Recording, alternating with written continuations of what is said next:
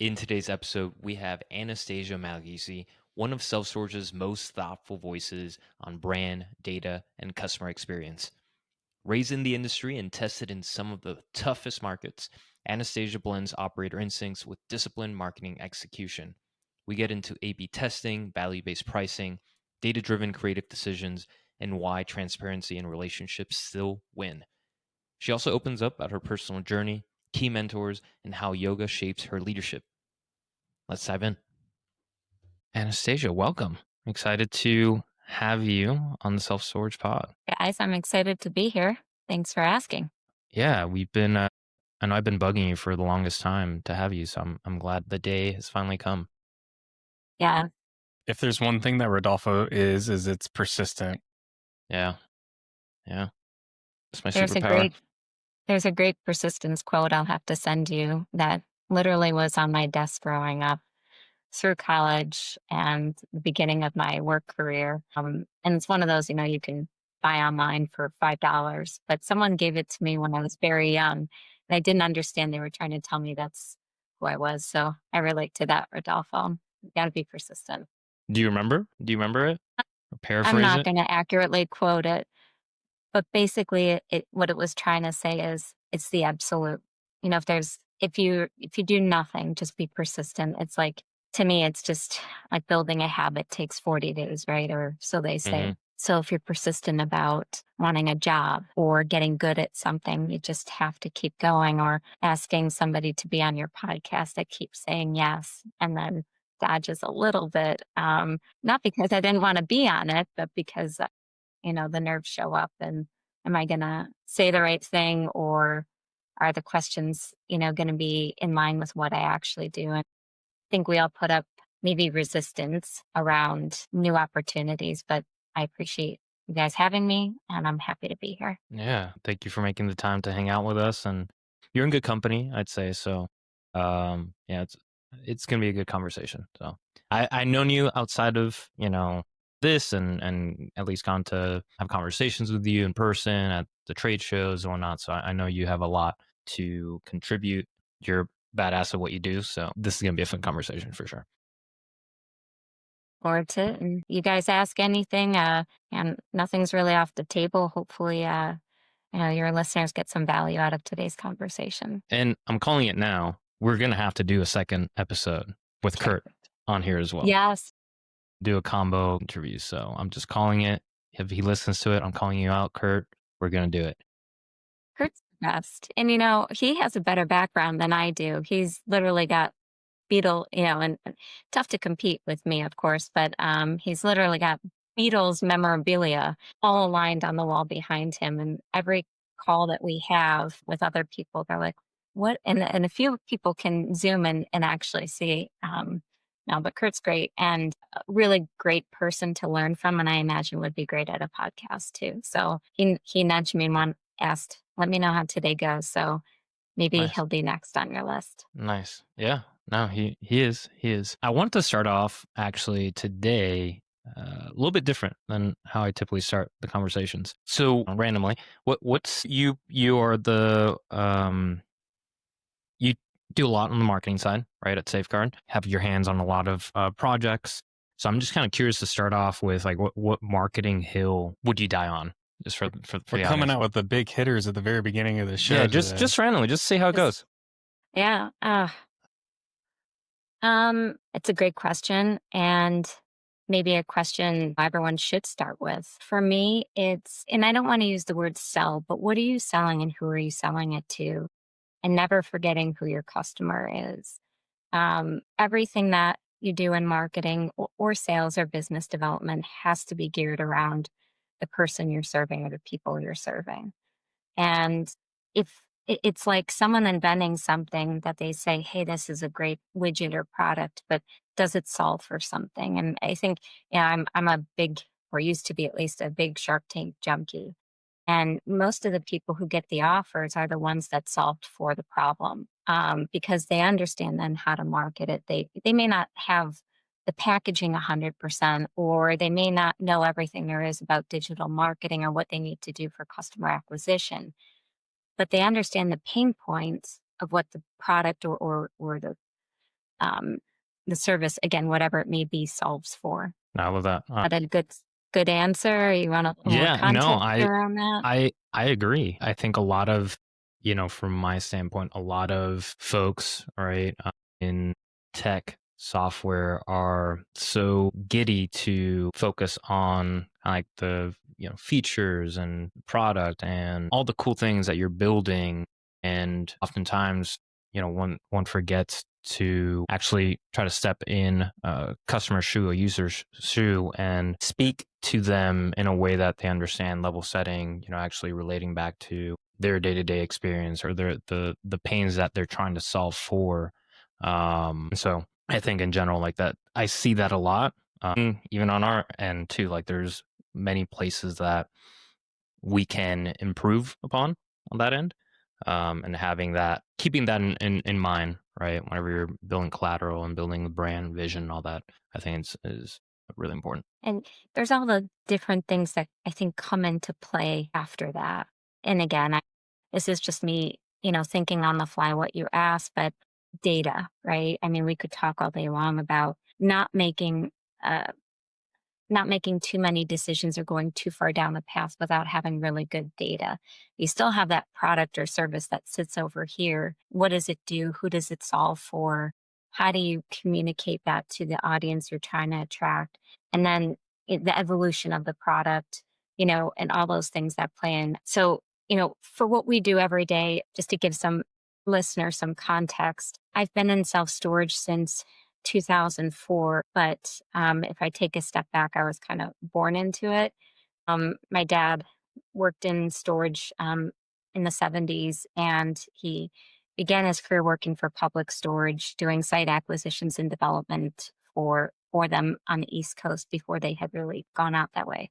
But being a kid, I didn't really understand what my dad did until he needed help in his business after I had graduated. So most of my experience in the early 2000s was on the real estate side, but launching a marketing mechanism for folks that were marketing or brokering self storage properties throughout the country. So my focus, my customer was really other self storage brokers, and how do we grow that network? I actually met Stan, who is our senior vice president of development for Safeguard, while I was working for my dad, and that was really the link to where I am today. So we can talk about, if you want, what I was doing before, but Safeguard really is a large operator. We have 86 locations, but we're pretty lean and nimble. We outsource quite a bit, work with a digital marketing agency. And just a little over 2.5 years ago, I was working at Life Storage, and I was part of the merger acquisition buyout with Extra Space. So I saw some of the leadership at a conference and trade show, and they said, do you want to come work for us? And I was doing third party management at the time. And I said, you guys don't do third party management. And they said, join our marketing departments. Maybe just to round this up, I really had to do a deep dive in marketing, again, digital marketing specifically, even though I work with it every day and what I was doing, almost the last 20 years, but specifically for self storage operators. So I had to, going back to how I answered your question earlier, who's my customer? And what am I solving for? And Kurt, my boss, and been with the company for 33 years, what better person to learn from than somebody who's understood the entire company's evolution, what we're doing, our strategic growth plan. And then once I really got to understand the company, I could really, at least provide what I know I'm good at and my expertise. And so I don't want to jump too far ahead here, but Safeguard, we compete with the REITs every day.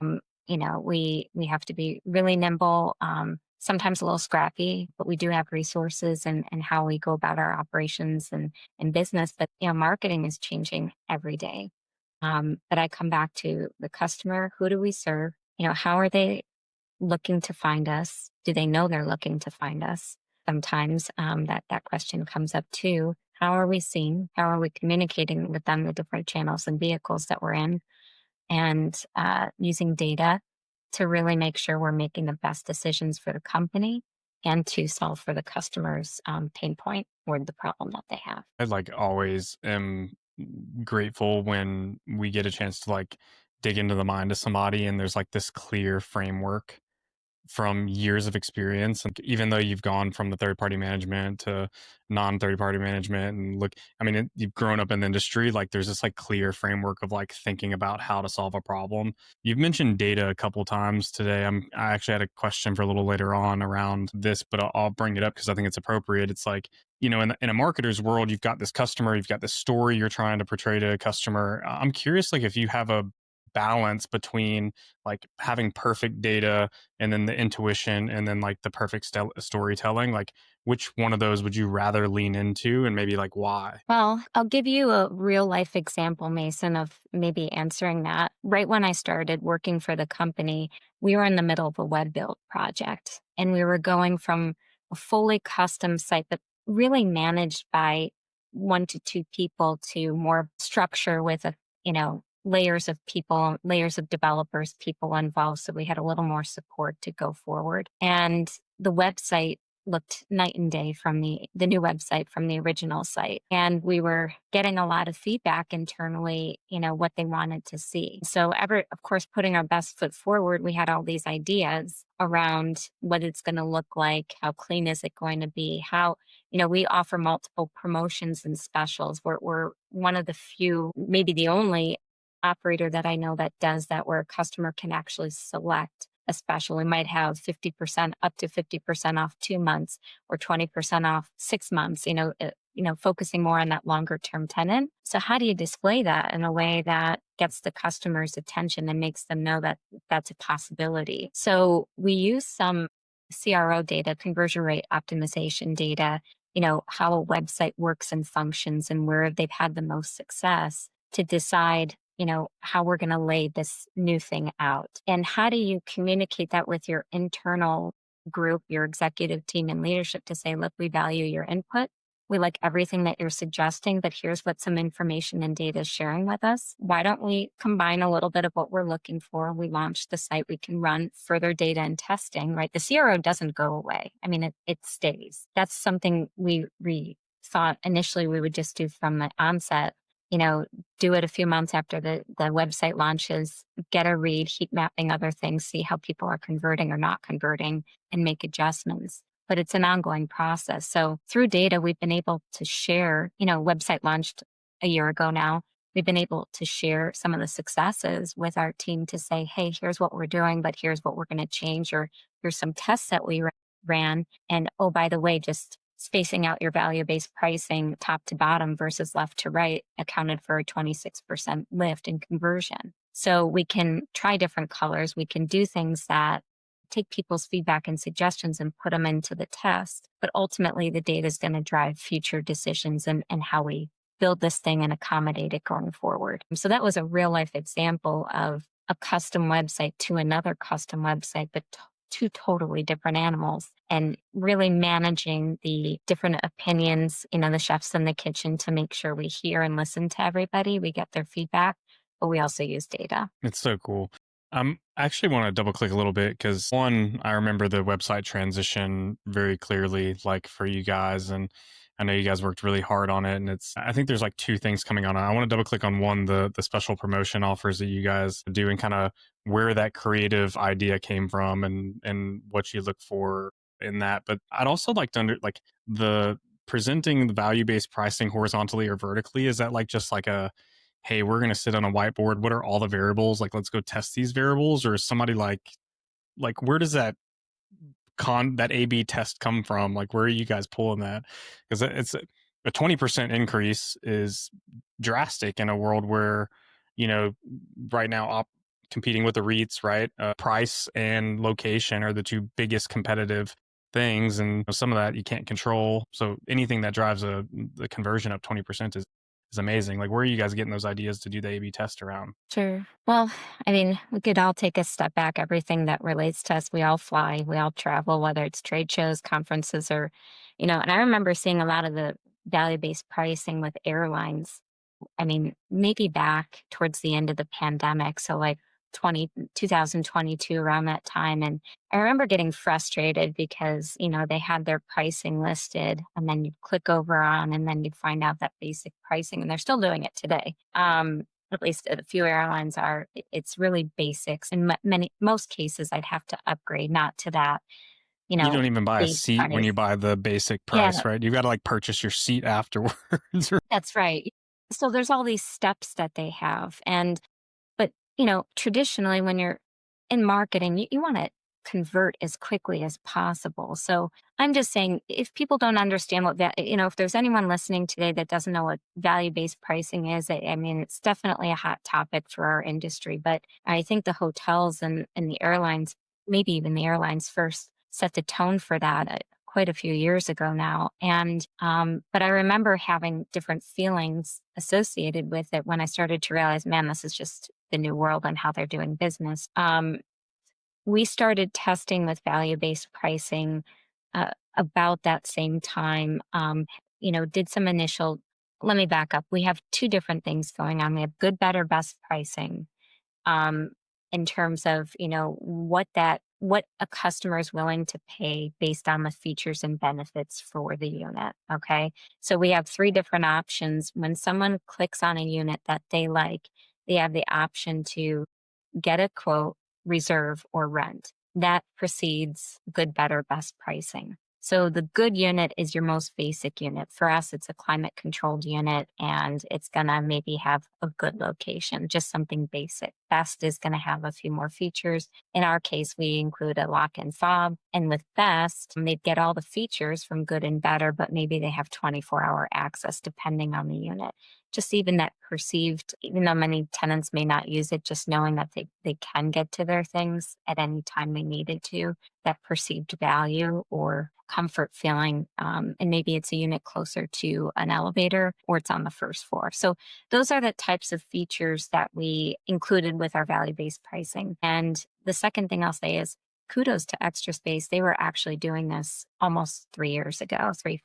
I remember when I was working at Life Storage and they were A/B testing at that time, Mason. So, because I wouldn't see it with every property or every unit type. So we found a model that works for us. We continue to test. So we have a website company that manages our website for us, but we also have a digital marketing agency that does our SEO, our paid advertising. And as of last year, we started doing CRO, conversion rate optimization. So A/B testing. We start with the most pertinent testing that we can do, which is in that rental funnel. So when we launched the new website, it was so different than what we had. We wanted to see how it was going to perform based on what we thought was going to drive the best results and based on what our website company told us this is really the best way to do things. But sometimes you just never know until you've had some time for customers to land on the site and see. So the A/B testing, we run about 1 to 2 tests per month. And with good, better, best pricing, without getting into all the data side of it, every property, every location can perform a little bit differently. So for example, we might have a 10% spread between good, better, best, but there might be some locations that can handle a 15 or 20% spread and do okay. And what we're looking at to see is what can we capture or how much can we capture at that better or best rate as opposed to good. So similar to the airlines, there's that entrance rate. So if you're marketing a flight from Buffalo, where I live, to Washington, D.C., it says 219. But once you get over onto the page, it's going to say 219, but no changes, no cancellations, we keep your money. And that better, or whatever term they would use, that 279 rate. Clearly, I just bought a ticket to Washington, D.C. That 279 rate is going to give me that refundable option or refundable as a travel credit.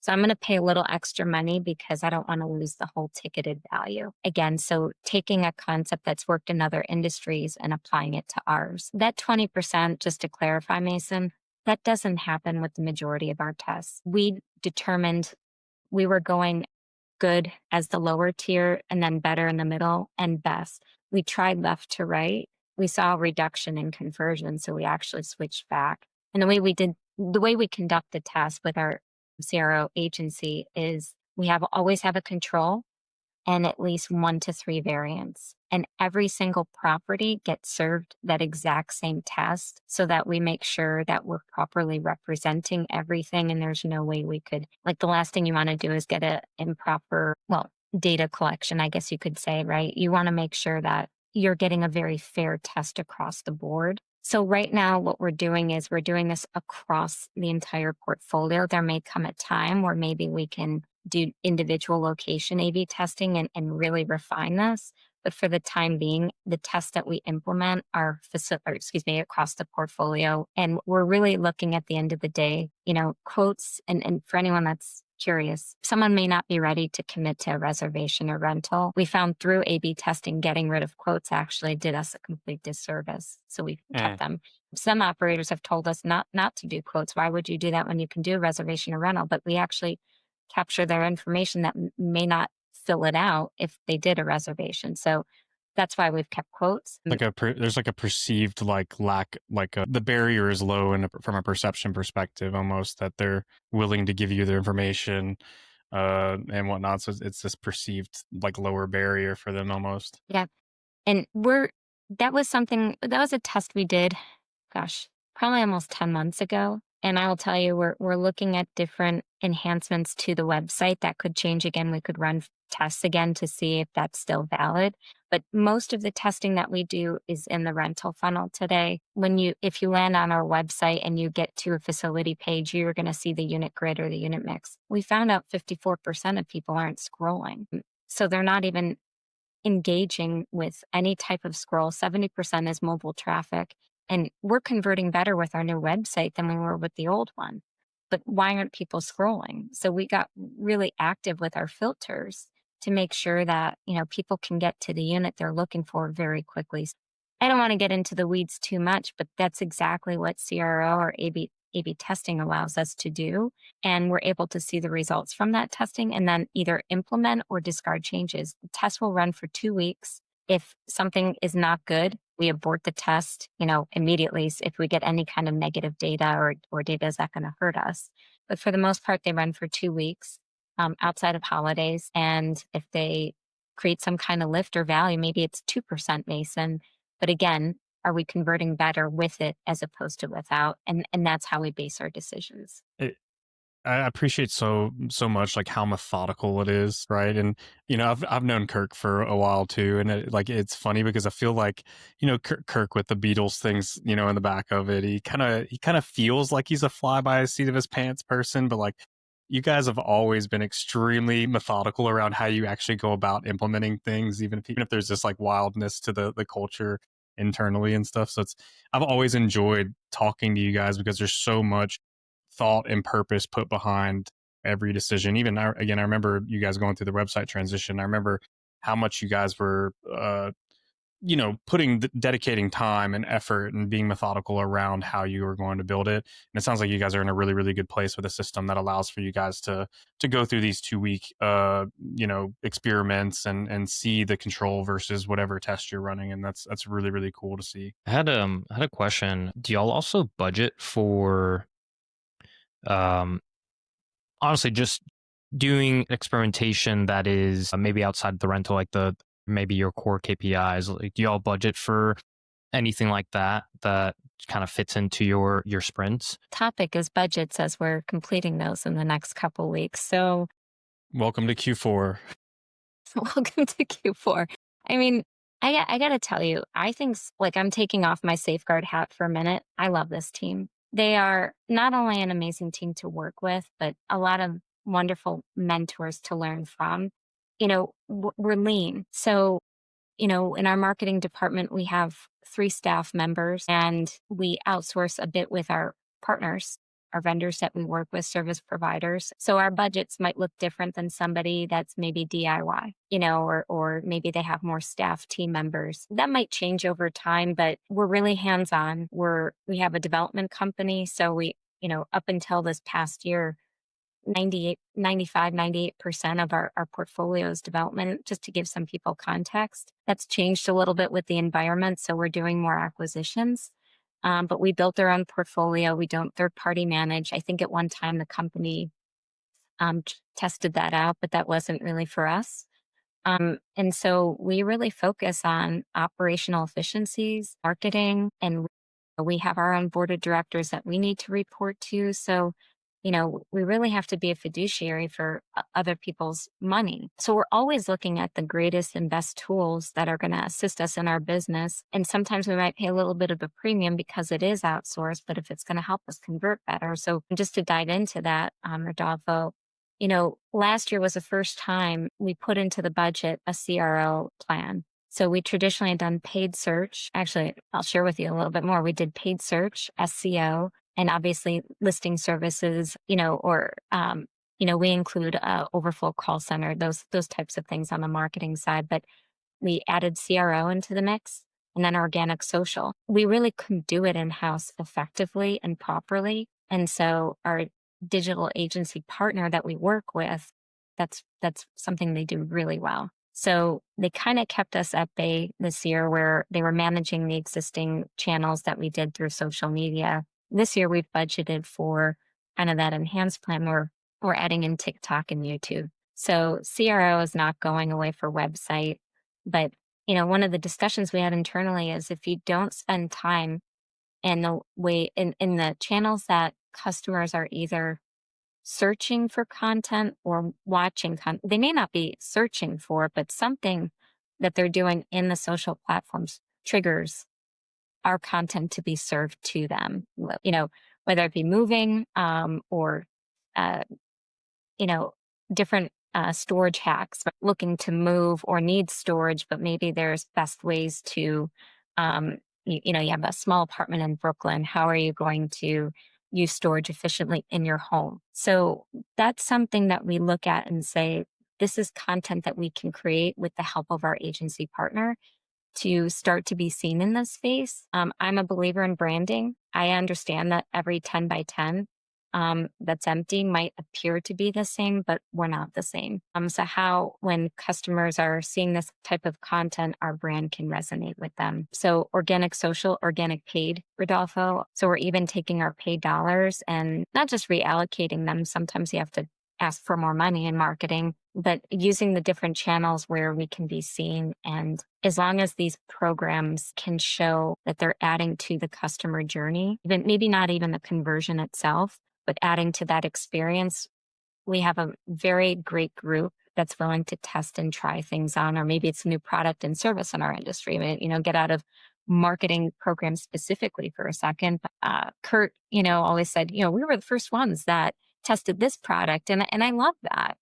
They're not scared to take a couple locations, put a new product or service on board, and see how it performs. And then if it does, do we apply that regionally? Does it make sense to put it across the portfolio? So, there might come a time where a program no longer works, where we also have to decide, do we want to keep spending that way? And, I think the other thing to add too is you don't have bottomless pockets. Shared earlier, we compete with the REITs. We don't have the marketing spend that they have. And so one of the things we've really looked at this year is how do we compete? We can be really good at that localized SEO. And I don't want to give away all our special sauce here, but there are things that I know we do really well or are getting better at. And so it's not always a dollar for dollar match or spend to be competitive in that space. It just so happens our locations are in those markets where we're competing against them. We're not in tertiary markets. So we're in Miami, we're in Tampa,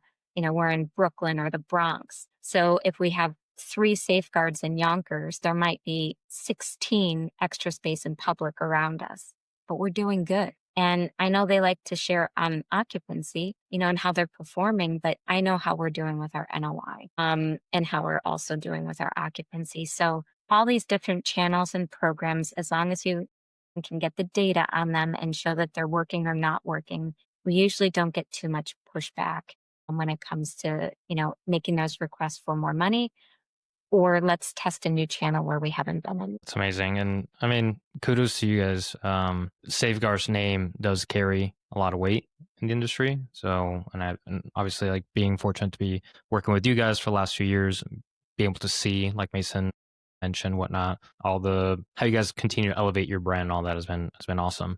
And you just touched on it, kind of where I was going with that too, was, to a smaller maybe or mid-sized operator, talking about the REITs, right? I feel like that's the elephant in the room in every marketing meeting. Like, I guess, like, what does good marketing at scale, right, look like if you're talking to a smaller operator when you don't have those, that level of resources that they do have? Like, how do you maintain that, brand consistency, right, and trust? Can you talk a little bit about that? Sure. Maybe this is where we go down story lane a little bit. So Yes. I'll I share love it. I'll share That's what a I've been waiting story. for this whole time. I'll date myself here. So I was sharing with you guys before the podcast started. So I started working in self-storage in 2004, and it was my dad's business. And my dad was somebody who had been in the industry for years and didn't affiliate with the national brokerage companies, but saw that he was losing some ground competitively in getting these larger portfolios for sale. So acquisitions and dispositions for self-storage. And my dad has, and it always has, and I'm proud of this, a good reputation and trying to do right by the client. I think personally, competition makes us better. We want competition. We want to have operators and different products and services in our industry come in so that, one, people are searching for other products and services outside of our industry. If we're stale in what we're doing, then we look archaic as an industry. So I like competition, and I like that we compete with the REITs and sometimes with other medium to large size operators. We have to look at what they're doing and we have to look at what we're doing, but we have to stay true to ourselves at the same time. So my father decides to affiliate with this national company and realizes pretty fast he needs a lot of support. So I step in. And I remember it very well. It was a 4 property portfolio in Philly. And I was listening. So we had offices next to each other, but you could hear a pin drop. And so he was having a very eclectic conversation, mostly listening. Just, the story is the owner, the seller, really wanted to list his properties for X amount. And my dad told him, I can't get that for you. You're probably better off going with someone else, because if I can't bring in offers around that price, you're going to be mad at me for, not getting you that. So I'd rather just, shake hands and see how you do. And I wish you the best. So I walk into the room after. I say, why didn't, I'm like 20, I think, 23 at the time. I'm like, why didn't you say yes? And he's like, Anastasia, I can't get him that. And he's going to be mad. Let's just wait and see what happens. And sure enough, it was, I think, 8 to 12 months. He came back and we were able to list them then. And I think he'd gone with another broker, but the offers came in probably close to that. So reason I bring this up is you have to always be truthful. You have to always be who you are. And, I think that story sticks with me as I now, have had different positions over the years. We have a customer base we have to serve. We want to make sure we're doing that in a transparent and authentic way of who we are as a brand. So if you're a small to medium size operator, you're going to have customers walking in. We kind of track different ways: walk-ins, calls, web inquiries, reservations, and rentals. What my dad did in that instance, I think, was just, taking the time to listen to the customer and see what they wanted, but he couldn't help them. So we wished them well. I kind of look at everything you have presented. You're not going to win every single sale with what you do, but when you have that opportunity to communicate or interact with the customer, you're always honest. A REIT can obviously do that as well, or a larger operator, but you have that ability as a small to medium size to really take the time to connect. And you might be able to do other programs that maybe we can't do or they can't do. For example, there's a self-storage company. Again, I'm in Buffalo. They're about in a suburb. They host a garage sale every single summer. So they love to interact with customers a lot more individually and connect with them. And so they do this garage sale where people can barter their stuff. I don't know if they still do this, but I rented from them about 15 years ago. And the idea is they'll keep the units, but maybe they're buying, trading, and selling. We are not going to facilitate something like that as safeguards. But you can. You can think of interesting marketing programs. You can connect with your clients and talk to them.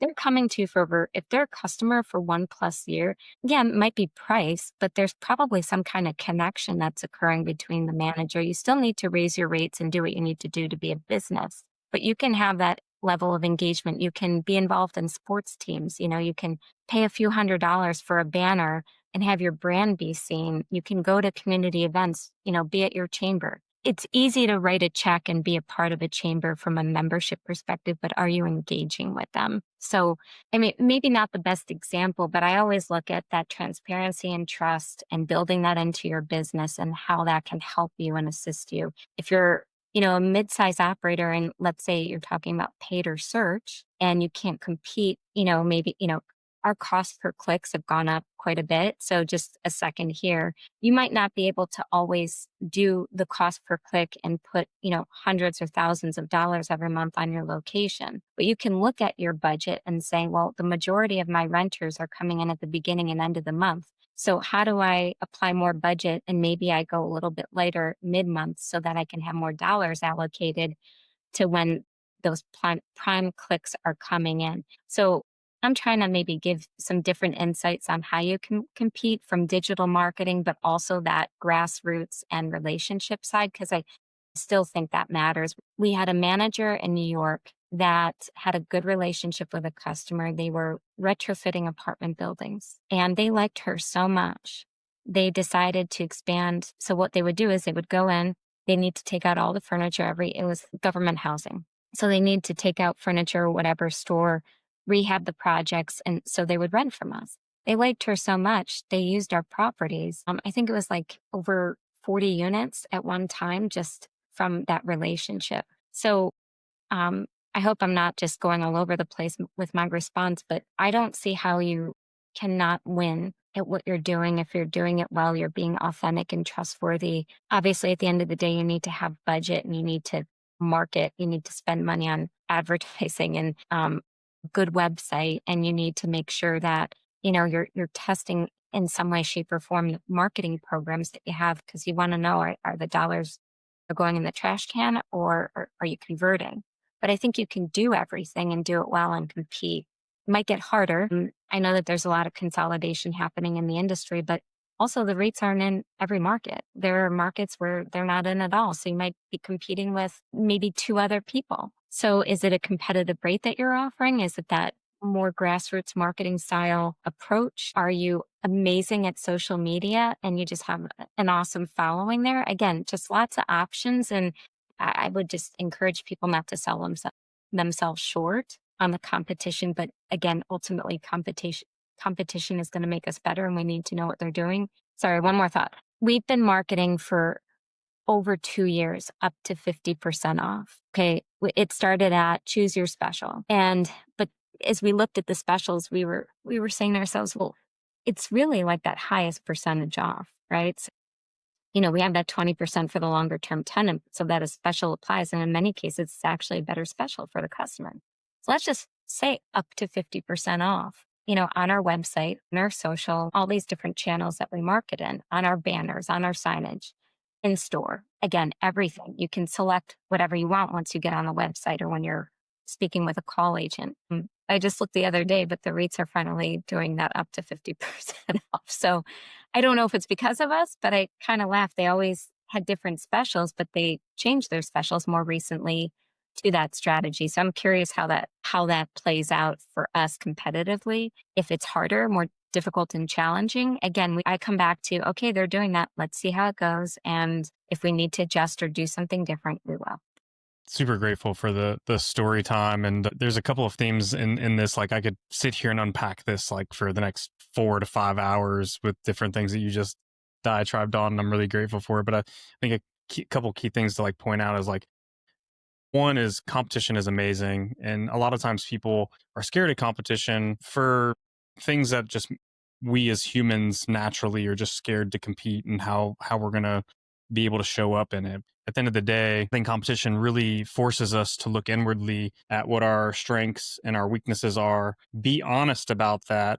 And then, when you're operating at your highest quality, it's when you lean into those strengths and you try to strengthen your weaknesses, right? And so like a mid-size operator, you can do things, or even a smaller operator, you can do things that these behemoths can't do, like go out and shake hands and have a face in the industry, like just strength that is a differentiator. And when you start to lean into that and push into it, it's really, that's where you start to differentiate, right? Outside of just the price and location. Throughout the course of today's conversation, even prior to like kind of starting the recording, record button. One of the topics that you've talked about a couple times is like mentorship, and you gave a story about your dad, that like a lesson that you learned, prior to the thing. You talked about how yoga allows you to kind of give back in a lot of ways to younger people that, maybe you were looking for when you were in that younger part of your career. And so kind of taking like a little bit of a left turn, when you think about your own career, I'm curious about like a mistake that you maybe made that ended up teaching you something that like you use every day today. Great question. I remember it was actually a hard lesson to learn, but sometimes you work with great people and sometimes you don't, and not making others good or bad, but really those pause and reflection moments versus action. There's a time to act, there's a time to be actionable, and there's also another time to pause and just kind of look at everything. I remember this was years ago, but just a situation where I got more into daughter mode, and being, I think, protective of my dad and his business and his reputation. And I wanted to be right. So I had this whole email, had all this documentation, and I hit send and I was like, yeah, and um, I think what could I have paused in that moment and just, had more discussion around what actually needed to happen. And so I think that was a good learning lesson for me, because ultimately, many times we're going to have moments in our day where it's really easy to hit a send button, make a phone call, we receive something we like or don't like, and we have moments where we just act. And I think being able to pause and look at everything and, come up with a better solution. You're not always going to win everything, but I think who you're being in that moment and making sure you're always operating from my best self. And because there's always going to come a time where maybe it's a colleague or a customer. You could have a customer that comes in. You know, I'll put it this way. Our team members deal with a lot on the front end with customers coming in. And obviously there's training, customer service, our call center agents too. People are coming in, they have real problems going on. And you get 5, 6, 7 of those people in a short amount of time. And it's really easy to just, not be that patient or act, as opposed to just taking that step back. And, our team members are great. So I think if there was something, regardless of whether they're in the field or you're interacting with your own colleagues, it sounds like a simple thing, but, in those moments, and, you talked about yoga, Mason, I think learning from mentors that or having good mentors that taught me how to do that has been really key. And then working towards a resolution, I think that not only just keeps things light, but keeps the relationships good. And, at the end of the day, keeps the business functioning the way it needs to. So I think that's what I would share, is that it's not something that's just so like business, but it really can be applied to a lot of different areas of our life. It might be a personal relationship where, we've had a long day at work and we just go right into that reaction mode and it gets the best of us. So that's what I would say with that. And you can learn that in other ways, but I think if you have a really great mentor who knows that, and you'll just know that about them. They'll just show you through the own practice of how they conduct business, that that's who they're being in those moments. And to me, I've been very lucky to have really good mentors over the years, whether they've been a formal mentor or just somebody I worked for that took the time to teach. But I would say that's actually a pretty consistent theme in their personalities or how they conduct themselves, is always just taking that pause. That's awesome. I mean, we talked about persistence earlier, and it's like you have to persistently practice these types of things, right? And I think Yeah. we don't realize a lot of times that the first instinct is like our animal instinct, and you used a good word. It's a reaction, right? This reaction of fight or flight in a lot of ways, especially when we're feeling fear or some type of a heightened emotion. And really taking that deep breath, taking a step away from it, allows for you to actually bring in your frontal cortex, to be emotionally intelligent, to like understand that there's another person on the other side of the table, which is exactly what a marketer should be doing, right? Like, how do we present this in a way that we can put ourselves in that shoes and understand what somebody went through? And in the self-storage, industry specifically, like there's just so many opportunities. you don't know what happened to somebody today is the reason that they're having a shop for a unit today, right? Like most of the time, historically, a lot of that is pressures in life that are for one reason or another out of their own control. And so like just the ability to be like, hey, they're not coming at me. They have frustrations they're already, you know, being pushed in so many different directions or pulled from a pricing perspective and money, like just being empathetic and being able to pause for a second and, you know, use that empathetic, emotional, intelligent frontal cortex that we have instead of the animal like react, fight or flight kind of brain is hugely important. That's awesome. And I think, it's easy to let that get the best of us, though. The communication side of like being able to find the best way to work through stuff actually does make a lot of relationships better, and can develop them. Like a good example would be almost on a daily basis, we have programs that we have to think about considerations for operations and for marketing. Um, and there's a lot of different personalities. Sometimes people have ideas like, we want to make sure you listen, you know, not shutting people down and just, how do we take all these ideas and see how we can test them, but making sure people are heard and following up on all of that to say, hey, here's what we did. And just to make sure those relationships stay intact. And we work hand in hand with operations almost on a daily basis. So there's a lot that goes on. So taking a step back, when I was in third party, I wasn't really privy to a lot of the operational side. It was mostly the marketing. And so they started involving me in conversations on what's going on the ops side. But really being in this role today, there's a lot of things that they're dealing with that aren't even in my world, you know, in sight. So when I'm approaching an email or a conversation, the assumption that they understand where I'm coming from needs to go out the window. There needs to be context and an explanation, and then also to have reasonable timelines for people too. So we're working on an operations manual right now. This is one of the things we had pegged for this year was to redo ours. It's taken almost a year. And the considerations that go into maybe marketing's not traditionally involved, but I looked at it as an opportunity to really understand what's on their plates every day. So when I'm communicating what I need or what I need to share with them, I'm like, they got a whole other day going on. So I need to show visuals and examples. We do a lot of planograms. We're doing signage changes. We're doing a lot of stuff on our end. So how do I make sure they know what we need and how we want that new content presented? So if we're walking through the properties, we're not dinging them, for not doing it this way. Did we share with them how we wanted it? So yeah, I mean, it's relationships are key, taking that pause. And I would just encourage if you're a multi-location group, whether you're in marketing operations or whoever's listening today, just taking the time, I think, to learn more about what other people have going on in that side of the business and what's happening. Super helpful. A lot of us can operate in silos.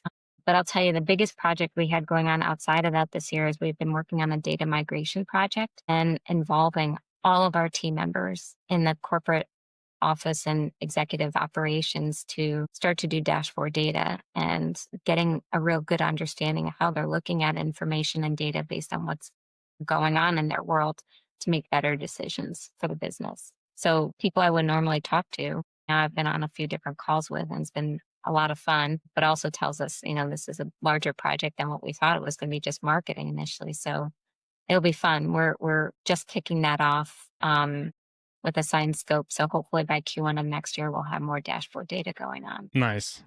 I could sit here and talk about like the philosophical side of business and leadership for hours and hours, but you brought us back to some of the tactical stuff. And I've got one more tactical kind of question.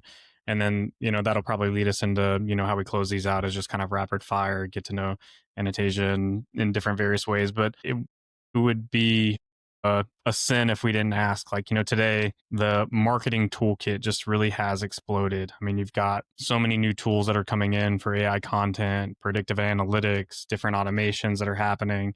Like, what tools or technologies are you most excited about? And then the flip side of that is also like most skeptical about right now. Okay. Skeptical always, it's like a double-edged sword. Anything with Google, we want to look at and beta test some projects and see if they might be up our alley. The flip side is, do they work for us? This was about like 6 months ago. We were talking with our Google rep and they asked us, well, what do you want to spend on your customer acquisition costs? And I was like, well, I'm not going to tell you what I'm willing to spend on them. I mean, we have to use you, but I mean, we want to keep our costs as low as possible. Can you What I'm get it most to zero? I mean, come on.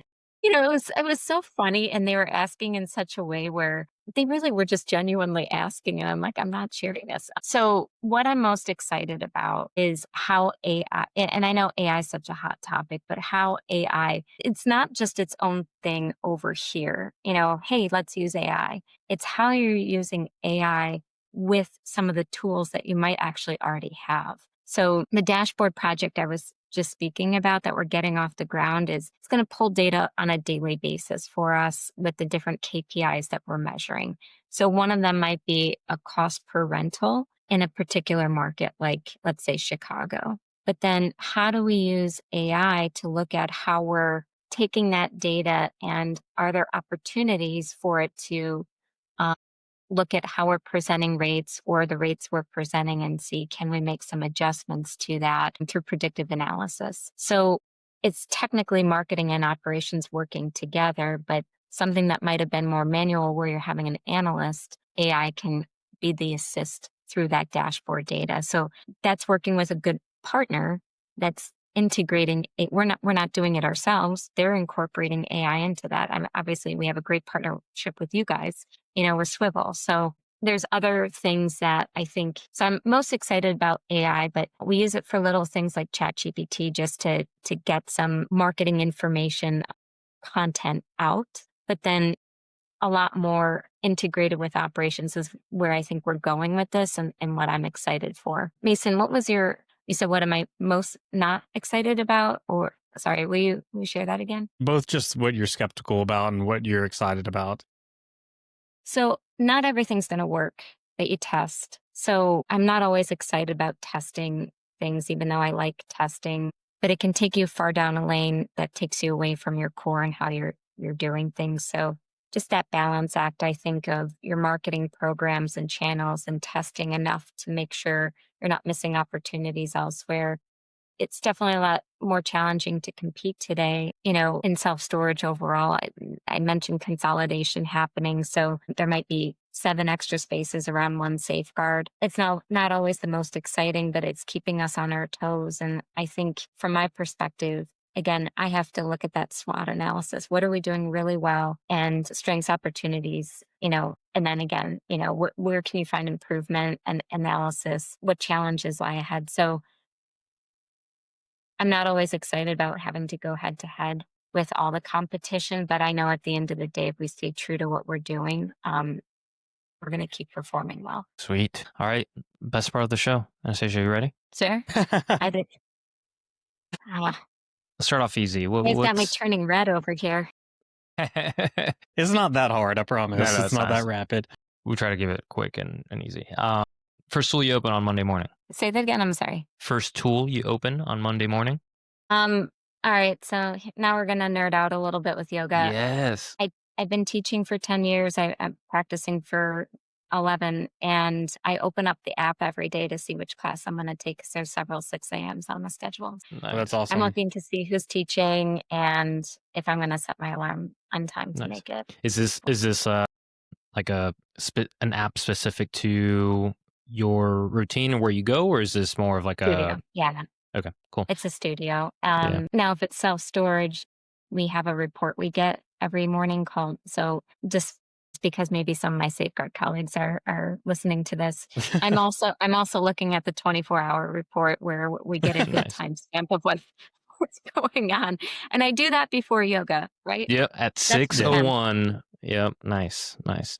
No, you gotta take care of yourself in order for you to show up as the best business person. How do you keep yourself learning? Like, what do you read, watch, or lean on for like fresh ideas? It's a combination, really. There's a couple marketing tools that I like to look at or subscribe to just to see what's going on in the marketing world with Google, specifically just because I want to learn about new tests that they might be launching. But if it's industry news or information, any communication tool that our partners put out, I'm usually reading when those come about just to see the latest and greatest tools or bugs or fixes, just to see if there's anything we need to tweak on our end. I love the The self-storage conferences and trade shows, the National Association I've always gone to, that's a lot of relationship maintenance and building. Education wise, I'm always trying to connect with other self storage operators that are in a marketing or operations role to just have frank discussions from time to time. I have found those to be the most valuable because in most cases we're not doing everything the exact same. I really had a deep dive when I started my role at Safeguard. I mean, I really had to like get up to speed on everything. I spent a lot of time with you guys. I spend a lot of time with our web company, our digital marketing agency. I don't know everything. And I'm very happy to, admit that. And so if I can learn from great people, new tools and tips, or just make sure we're doing the right things, then that's enough. So I might have a call with several operators at once, but I always find one-on-one is probably where I get the best information because we're sharing a little more confidentially and openly. Last one. What brand do you admire outside of storage? Okay. This is totally different from storage and anything we've talked about, but there is a animal rescue organization called Nickel City Rescue, and they're a local brand, but they've partnered with an NFL football player for the Buffalo Bills. And their social content that they do is out of this world. I mean, a lot more animal rescue organizations are doing amazing content, but this particular one just really knows how to capture me at least. We recently adopted a dog, and it's because of their social content that I started showing up to events to learn about fostering and adoption. They show it in such a way where it captures my heart, but it's really honest and authentic. And Shakir, he's the Buffalo Bills guy. He just shows up when this truck of dogs come up from the south, and he literally grabs each one and hugs and kisses them when they come out of their crate after literally 24 hours of driving. So a spinoff from that just is the Good Hype. They're a family who has, I think, 14 dogs. And this is more social media brand based, but the Good Hype, this family, they're like 2 daughters and a son, and these parents, and wherever they live, I just want to move onto their property. And they just talk about everything animals. So I always get really inspired. I'm not a big social media person personally, but there are things that I value and love. And the brands that I typically will follow have found a way to capture my heart, or I just believe in their cause. So it's the Good Hype and Nickel City Rescue. That's awesome. I just took a peek at their social and Instagram. I'm gonna have to look around. Thank you for rescuing and adopting as well. So that's awesome. That's near and dear to Rodolfo in general. Yeah. Mason, on to you. Yeah. So I'm curious about your answer for a book that maybe has changed the way that you think. Business or personal? You answer it however you want. Very practical lessons. And so it's called The Yamas and Niyamas by Deborah Adele, which is a yoga philosophy book. However, it's very westernized to a point where literally you could pick it up on a coffee table, and you don't really need to dive into the Eastern mystical understandings of yoga, but it's really about how you live your life through different applications or Sanskrit terms. So there's 10 in total, 5 yamas and 5 niyamas. And it's basically you build structure in your life. Ever since I was a teenager, I wake up every day at 5:30 in the morning. I work out, I make my breakfast and start my day. That really hasn't changed much unless I had a very good night out. So, which are far in between these days, just because it's harder to get up that way. But, I find that good structure, and then building a life of quality with whether it's through relationships or the work you're doing is the way to go. In this book, when I read it, it was just one of those moments where if I could have said, wow, I would have. So I lead workshops, programs. I was sharing with you guys before we started recording at my studio. I went through a series of leadership development programs through my trainings, and I did a book club geared around this particular book. And it was I had 30 people on this virtual book club that we did. And it was profound to lead it, just to see how people received it. But that was the 3rd time I was reading it for myself. And each time I read it, I get something different from it. But it also reminds me maybe one area or 2 out of my life is not, in full alignment. And how do I recenter that area just to kind of keep things flowing, keep to my schedule, but not be rigid, stay fluid, but also, that structure really built for good things to happen. It's so good. And so I've got kind of three yoga questions to like end today's conversation on. Not that we haven't talked about it, but personally, I'm curious if you have a brand of yoga mat that you swear by. Okay, I love BMAT. BMAT change. It's a especially if you're a hot vinyasa flower, game changer. It's thick. It's for the most part non-stick. So when you're gripping down into it, I don't know if you like to do inversions. I like to do handstands. I was a So my gymnast. hands, I love being upside down. yeah, I love That's being. I awesome. mean, kids do it. We should do it too, right? It's so like we were talking that I like CrossFit and like I like the weightlifting and stuff, but the days that I'm the happiest at a CrossFit gym is like what I consider play.